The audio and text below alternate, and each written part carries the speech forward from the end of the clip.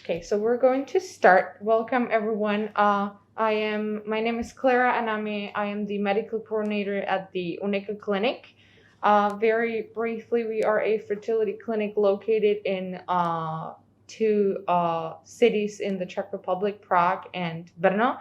And I'm here with Nathan today, who is an acupuncturist and who is going to tell us more about acupuncture in general, of course, related to IVF treatments, because as a clinic, we completely understand that it is a very difficult and it could be a long process going through IVF, whether it is with a treatment with your own eggs or donated eggs.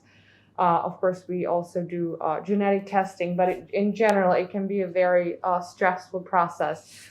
So that's why we're trying to help out our patients and try to support them differently apart from the medical point of view, using, of course, the medication that we have for our patients. So if you would like to introduce yourself quickly and kind of tell us a little introduction.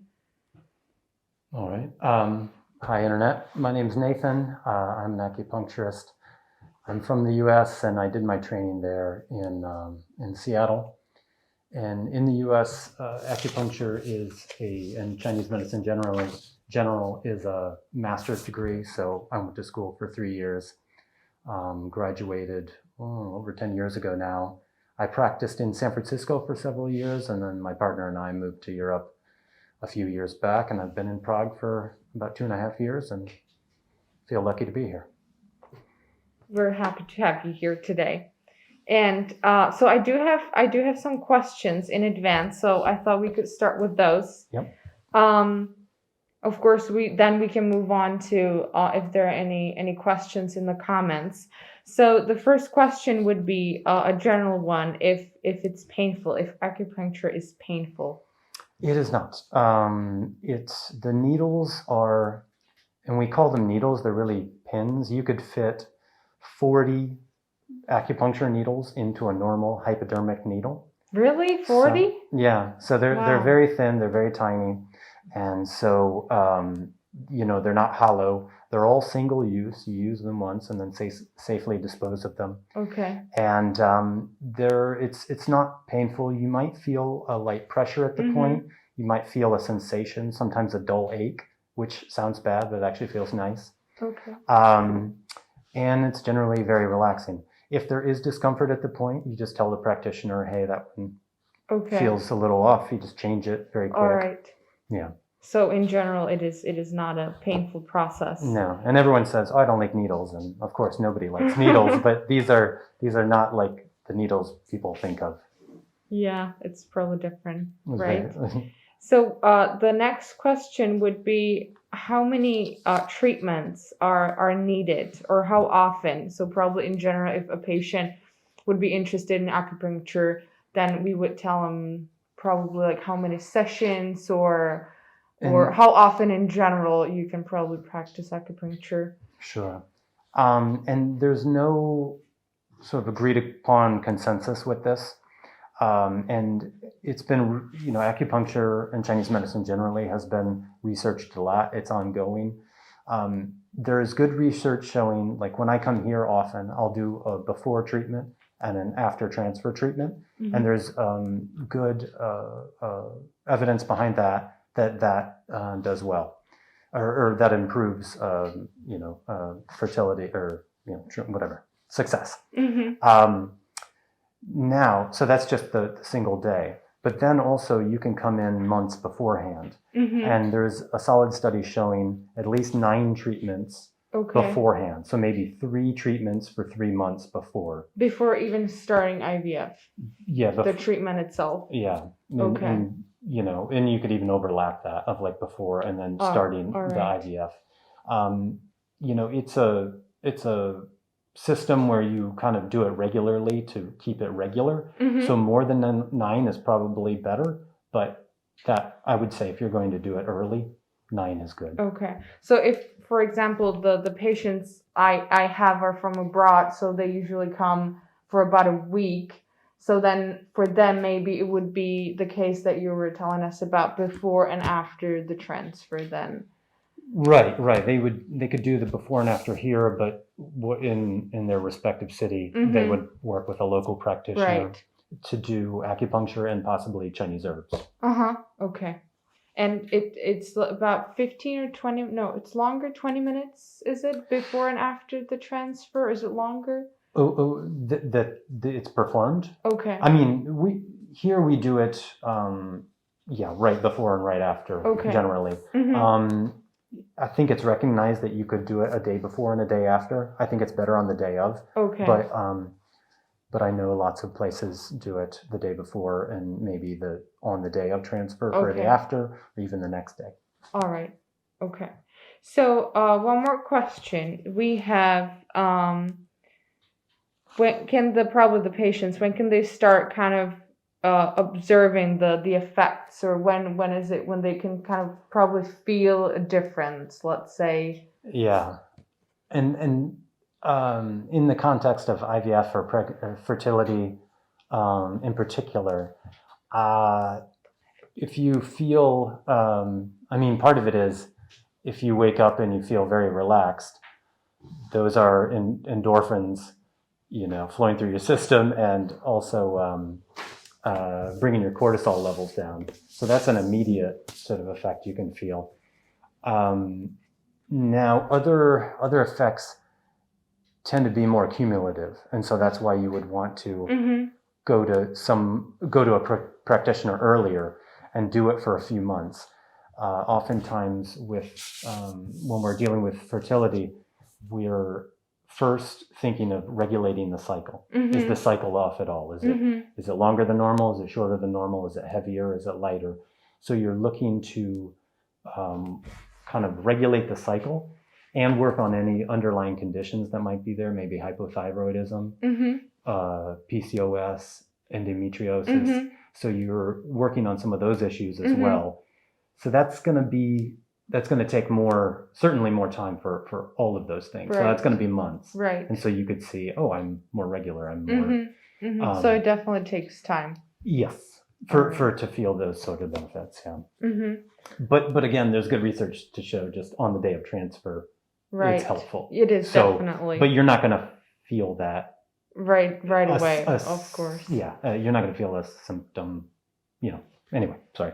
Okay. You won't feel a sensation knowing, except for relaxation. I do have patients who had the acupuncture before and after transfer, and I think it's more of a relaxing process for them, so they can feel more comfortable even here at the clinic and go into the transfer. So yeah, absolutely. So in general, that would be probably it.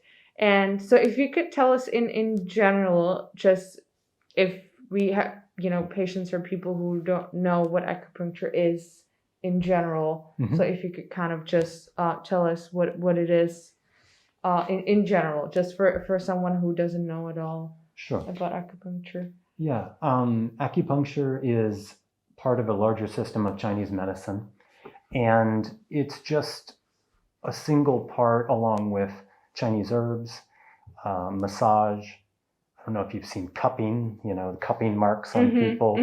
And there's a bunch of other techniques, but it's a broad system called Chinese medicine. And acupuncture in particular, we look at the body as having various channels where the energy flows. And so there are 3 channels on the inside of your arm, 3 on the outside, and same on your legs, 3 on the inside, 3 on the outside. And those are the primary channels or meridians, and they're associated with the various organs in your body. And so the organs are talking to the channels are talking to the organs. And so the energy is going back and forth. But it's not just these kind of strict channels where the energy goes. You can kind of think of it as a grid across the body. And so the channels will affect the organs, but they might actually affect wherever the channel goes or their corresponding channel. They all connect, basically. All right. And so we're looking for a free flow of energy amongst those channels. If there's too much or too little or things are blocked, that's when we have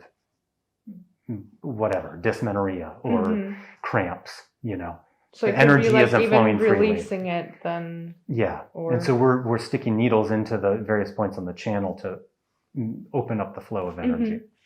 So the next question would be probably connected especially to IVF, because of course we do have patients who do have their treatments, and of course they either use injections or they have to take medication orally.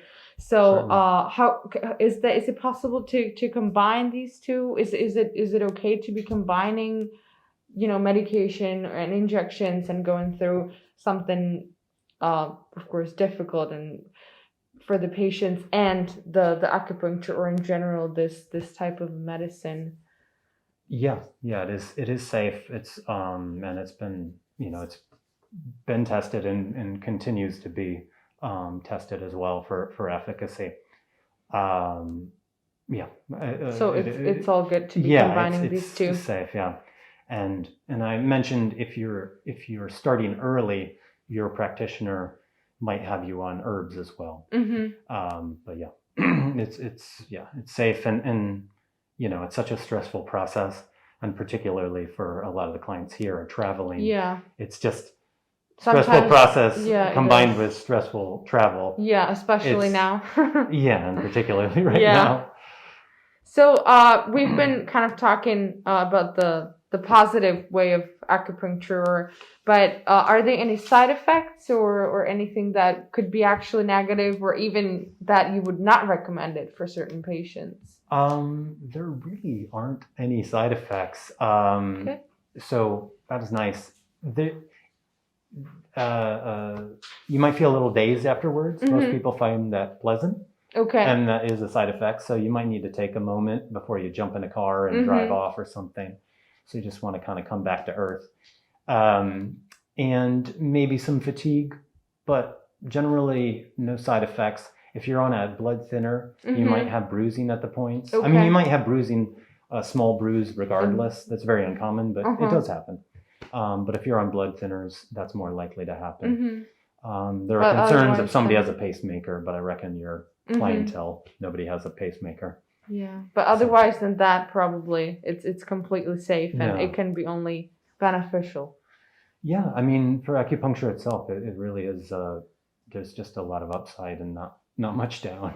So that's good. Yeah, that's nice to hear. And afterwards, we tend to tell people just relax. Don't do much of anything. Don't do any vigorous exercise or stressful situations or heavy drinking or something like that. Yeah. You just want to take it easy and let the body adjust. Yeah. So if we take acupuncture connected to IVF, we do have a question if it's also suitable for the partners, so for the men, to improve, for example, the sperm analysis. Yes, it can be helpful for that. And that's also been studied, but not as much as for women's fertility. In 2005, there was a nice study that came out. Men were treated 2 times a month for 5 weeks, or I'm sorry, 2 times a week for 5 weeks. And they were shown to have better sperm quality. And recently there was a meta-analysis performed that also kind of backed up that result of better sperm quality with acupuncture, and most likely herbs as well. But again, you deal with your local person. That would be a treatment of months. Yeah, of course. That's not something that's nothing we do here. You can do right before the analysis, and that it will work that quickly. Yeah. But it can help. It can be something that for example, patients who have the worst results of the sperm analysis, definitely something that the partners could try. It's certainly worth a try. Yes, absolutely. So there is one specific question. Someone who is trying to get pregnant. She's been trying to get pregnant for over a year, and it hasn't been successful. So if it would be recommended to have the acupuncture even before starting IVF, which we've pretty much talked about, that if it's a longer period of time that they would like to really focus on the acupuncture first, then it's probably recommended to do it in advance and then start the IVF treatment itself. I would recommend that. before? Trying acupuncture and Chinese medicine for a few months. Maybe just with that, you can take, like I mentioned before, take care of some of those underlying issues that might affect fertility, the thyroid issues, PCOS, and endometriosis. So if you can take care of some of those things and then have a natural birth, that's a win. One concern might be if somebody's in their late 30s, how much time do you want to give the natural approach? It's anyway, that would be up to the person and their doctor, but I would definitely try it, have both their partner and them doing acupuncture and herbs and really give it a go before trying IVF. So let's say that the IVF was successful, and so would it be recommended even for women who are pregnant already? Is that still safe, and it can help? It is safe for pregnant women. There are a handful of points that are contraindicated that we don't use for pregnant women, and acupuncturists should know what those are. But ideally, you want to work with a practitioner that is familiar with fertility issues, just to make sure that they know. Typically, we would use fewer points on a pregnant woman, maybe not as strong of a treatment, but it is safe and can